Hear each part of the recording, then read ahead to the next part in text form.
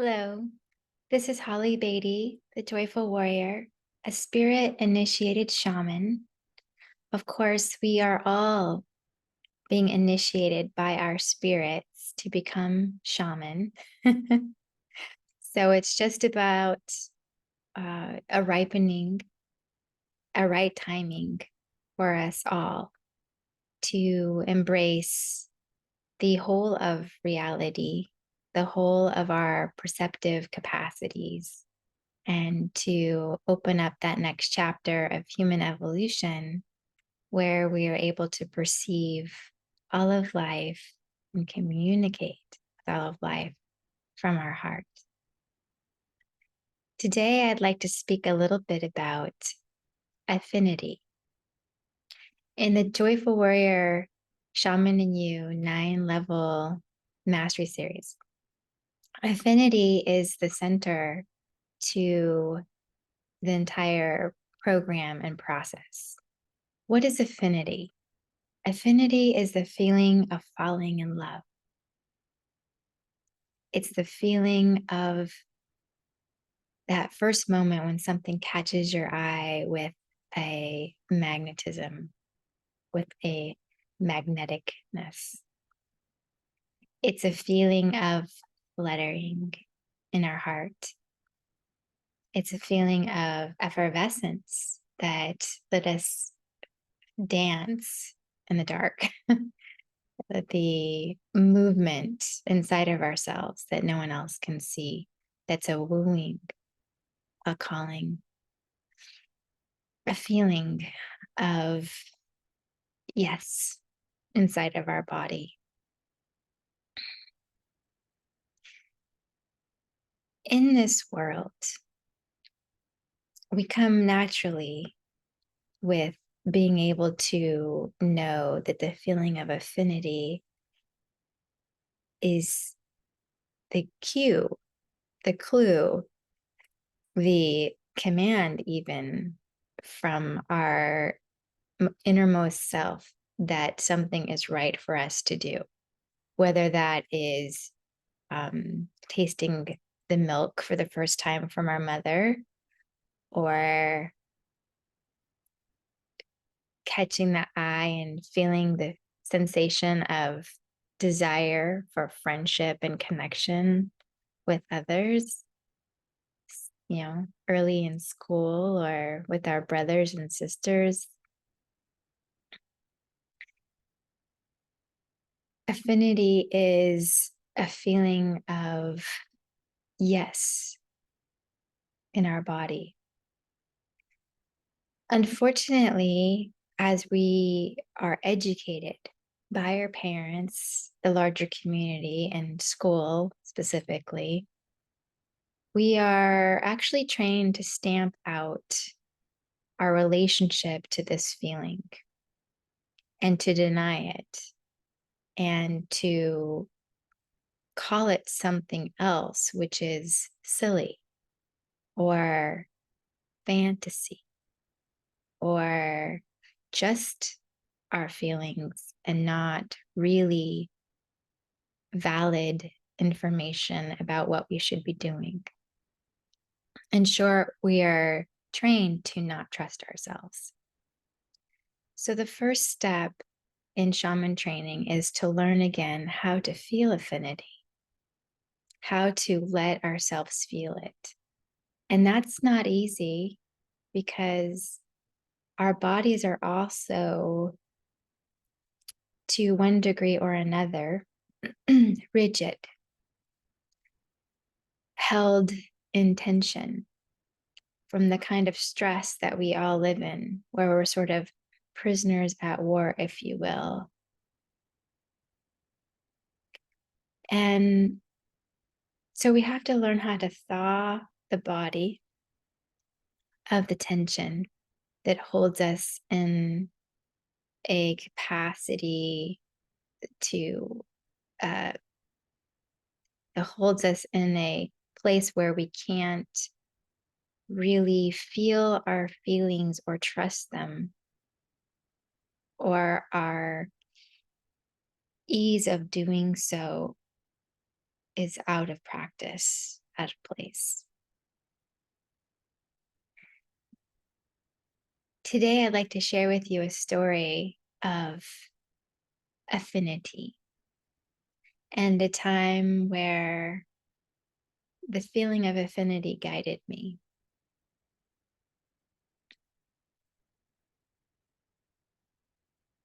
I was drawn to go to Belize. In my early 20s, I couldn't stop thinking about going to Belize. I didn't even know why. But if you asked me, where did I want to go on an adventure or to travel to outside of, where I grew up or where I was living, which was very small scope of experience at the time, I would always say Belize. I had a feeling of affinity towards even the name of the place and the mystery that it held for me. So eventually, I was able to go. I was so excited. But on the plane ride from Miami to Belize City, I was terrified because it was a very old plane and it shook more than the newer planes. And it was a little rickety feeling. And I was traveling over a wide open ocean, and it was just a little bit terrifying for me. So I called upon the spirit animal that guides me, the white eagle that I've mentioned from time to time. In this instance, the white eagle had already shapeshifted for me into the chief. And so I knew that there was a greater consciousness behind it. But I had not yet fully met the chief himself. It would be still almost 10 years before the chief gifted me with the magic pipe that blew open my heart so that I could see all of reality from my heart. So I was drawing up the courage to sit still on the plane ride to Belize when I closed my eyes and I asked the bird to get as large as the plane and to hold it inside itself so that we could make the journey safely. Of course, this was just what you could call a flight of fancy. I was just uh, playing with what would ease my fear and bring me a sense of comfort. As soon as we got off the plane, of course, the feeling of fear left me entirely. And I was so excited to be on the journey. So excited, in fact, that I really forgot about having asked the bird for help and assistance and holding the airplane inside of it to keep it all together while we were traveling. It wasn't until later that night when I was laying down to go to sleep that I remembered that I hadn't said thank you to the bird and that I should do that, and that I also should let it uh, let it fly free because I was no longer in need of its assistance in case it had someplace else to go. That our connection, that what we needed to do together was done for a time. And so there was, just this thought, simple, of like saying thank you. What happened next was a surprise and an experience that has stayed with me my whole life. It's the first time I ever found myself out of my body. So just as I am saying thank you and releasing, giving this feeling of releasing the creative tension between me and the bird, I felt a fluttering, uh, like feathers ruffling, and then a pop. right through my chest. And it was like the bird left my heart and flew up to the ceiling, where I saw it in my mind's eye while still in my body. And it looked like a small osprey this time, a white osprey, kind of the size of a hawk or osprey, not as large as an eagle, and felt and looked all white like a dove. I thought, oh, that's so interesting that it's right there.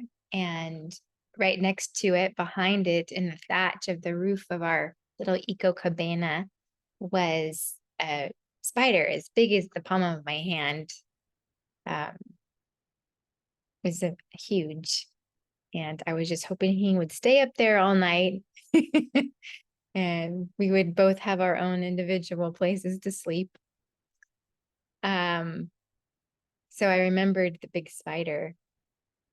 And then the bird sort of dissolved, and I could feel it move through the thatch and out into the night.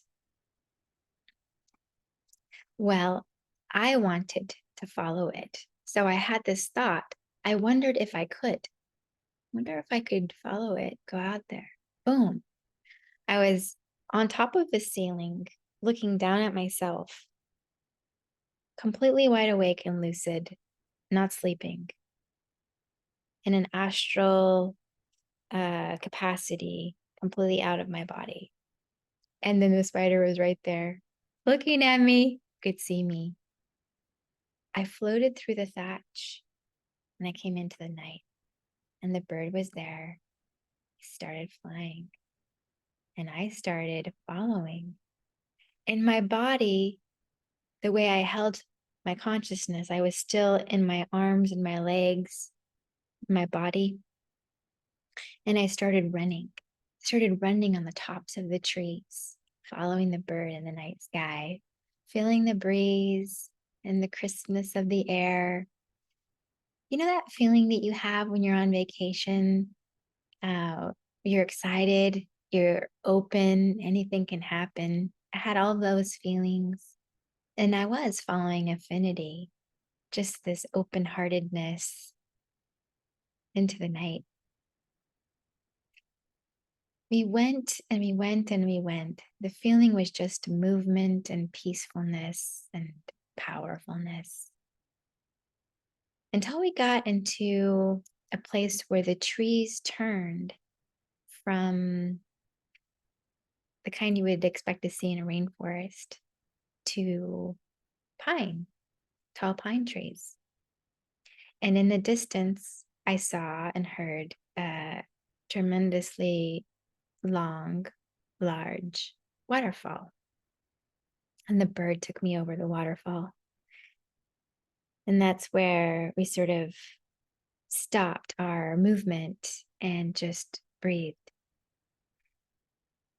And then I had a thought, the thought that I must be dreaming because I was in a tropical place and there weren't pine trees in a tropical place.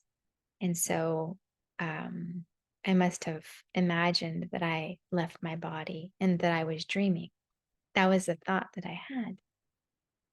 Well, just as I had that thought, and then I believed it, I found myself back in my body, looking up at the ceiling, back at the spider, looking down at me.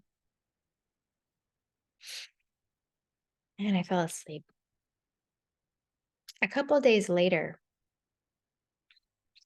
we were on a adventure tour, something that you would take from your hotel out of a brochure.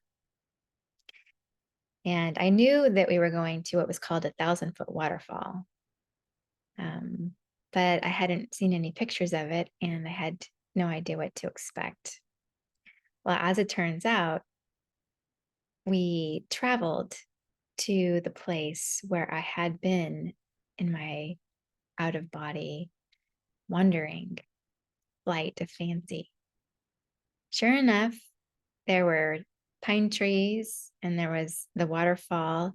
And, I guess at that point I had missed the class in school that talked about how when you climb an elevation, the trees change, and that pine trees are at home anywhere when you get above that 3,000 feet. But I didn't know that at the time.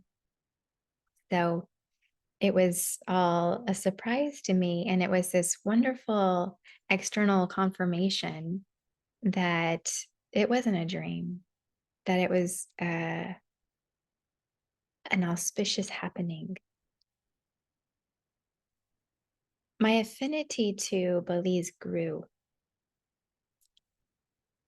My feeling of connectedness to the aura, to the feeling of the place, the history, the earth itself grew. I began to remember that I had walked there before. We went to ruins, Mayan ruins, and I remember feeling like I had stood there. Many years later in my life, I would start traveling to different lifetimes. I've been to almost every lifetime in the 4,972 that I've had here on Earth. There are more that I have had before my Earth pilgrimage. We all are infinite consciousness. And when you are in the other side and not in a body, not connected to a body, there is no time. So all lifetimes are a blink of an eye, but each one fills us with soul treasure. Even when we come and we just go through something that is very horrific and leave early, or in a way that is something we should never experience, there is a depth of compassion that can emerge even from the worst of lifetimes here on Earth. We'll talk about that more later.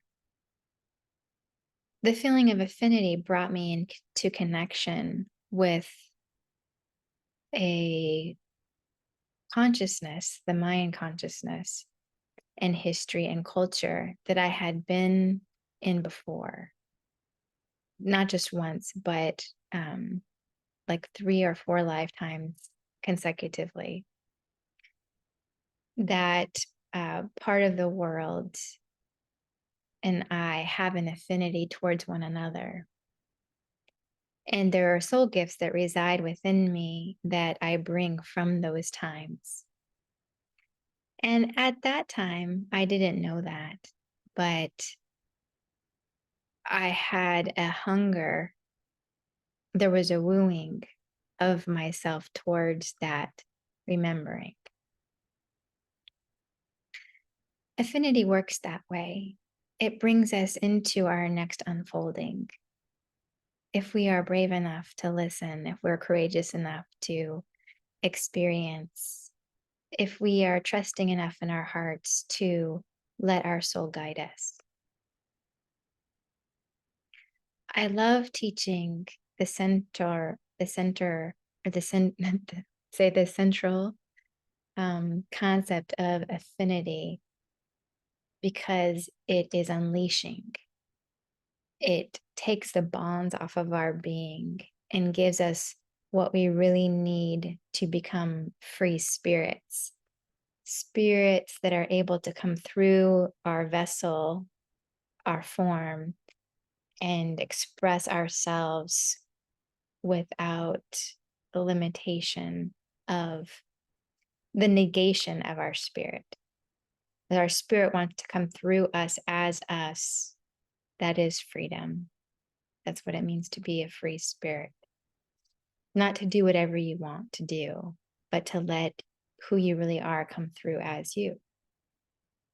And affinity is what we can learn how to feel and to follow so that we can find the clues along the way to remember who we are, what our archetype is, what our purpose is, what our next step is, why we may have had some of the experiences that we have had, how to unpack them. And it allows us to be able to see through the dark. Because when we follow affinity, we find flow in our lives. And we have to be able to find the feeling of affinity in ourselves in order to follow a shamanic journey towards a place where it fruits something of value for us and we can take it into our lives as well. And it also keeps us safe. Keeps us safe. It provides us an oar in the river of our life. This is the sharing for day 8 of the Shaman and You sneak peek. The pearl of affinity is central to this teaching, to this training. It's something we learn how to feel and follow in the very beginning. And as we develop it more and more, it becomes a way in which you can develop mastery. So thank you for joining me today and this little chat and sharing about affinity. There's been a little seed planting here to come back and talk more about the many lifetimes we can live and about our archetype and our soul's purpose and the mystery and the magic that we are unfolding as our life in real time. So until next time, thank you for joining me.